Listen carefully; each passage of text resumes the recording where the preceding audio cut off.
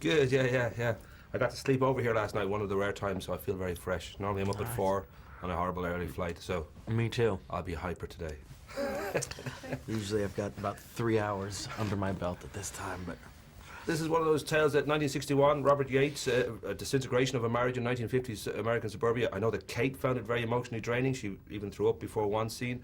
You've also got the added kind of pressure that, in a way, this is, for some people, the reunion of the great Titanic couple. Even Kathy Bates is in there. Was there a reluctance at all on your part to kind of go here because it's A, a tough subject, and B, there's possibly a kind of a weird expectation that might have gone with it? As far as weird expectations are concerned, I knew that it would be a fundamental mistake for us to try to recreate a story anywhere close to Titanic or any kind of dynamic between Kate and I in that respect. So this kind of was the perfect piece of material to do. This was about the disintegration of a relationship. Two people that are desperately trying to hold on to the love they once had, as opposed to, you know, people defying all odds to stay together.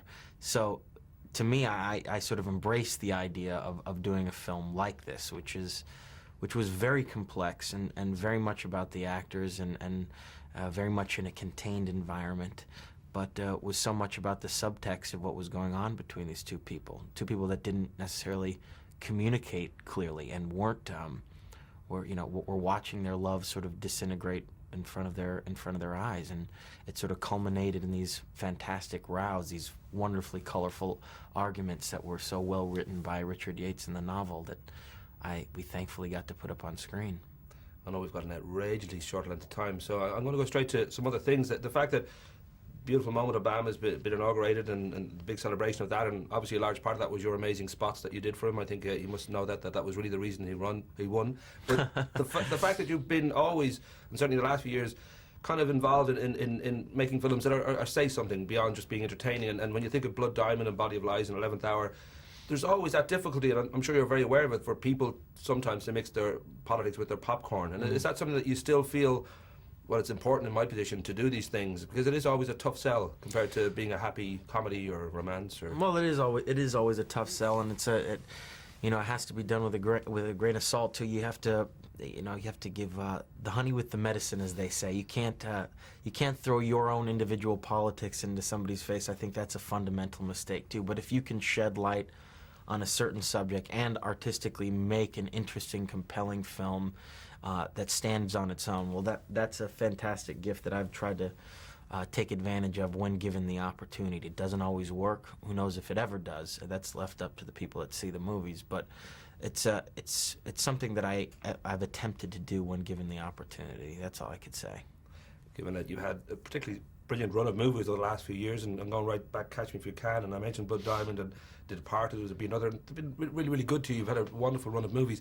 When something doesn't work, like I'm thinking in particular of Gangs of New York, there was on paper a wonderful, wonderful movie, Daniel Day-Lewis, Martin Scorsese, yourself and all that. I mean, can you see in hindsight why a movie like that didn't quite get to where Martin and all that wanted it to go? What I've learned fundamentally about making movies is that as long as you go in with the right attitude, as long as you try your absolute best to do as much research as you possibly can, try to invest yourself in that character and make the movie as good as you possibly can while you're there, then everything else you have to realize is so sort of beyond your control. There could be so many elements which people either connect to the movie to or run away from. Critics will either destroy it and rip it apart for one reason or another, and you have to kind of bring your best judgment and bring the right work ethic while you're there, but you have to realize that it's so out of your control once they call cut and once you leave that set, and that's kind of refreshing. They're unique, sort of isolated experiences, and it's left up to the audience to decide whether it's something they feel like is worth giving accolades to or not. Did I get the 1 minute, or was that a wrap? Go for it. Wrap very, very quickly. Someone very close to you, I know I don't want to get personal, but she once advised you, and you always took a lot of her advice, that you should, with the life that you're leading, that you should take a break and be a bricklayer and step back and enjoy it.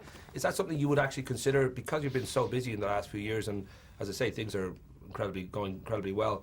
Do you ever feel that need to sort of step back from it all, or do you enjoy too much to do such a thing?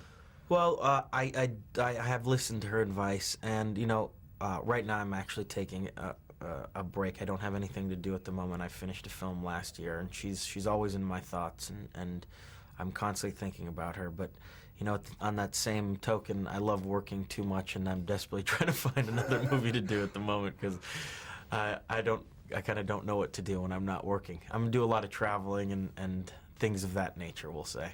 My brother needs a bricklayer. He's doing an extension just Yeah. if you need it. Yeah, A little just if you guest have a few house? months. Yeah, Give me a contract, Tom. rock and roll. In this economy, I'm down. Lovely. Thanks so much.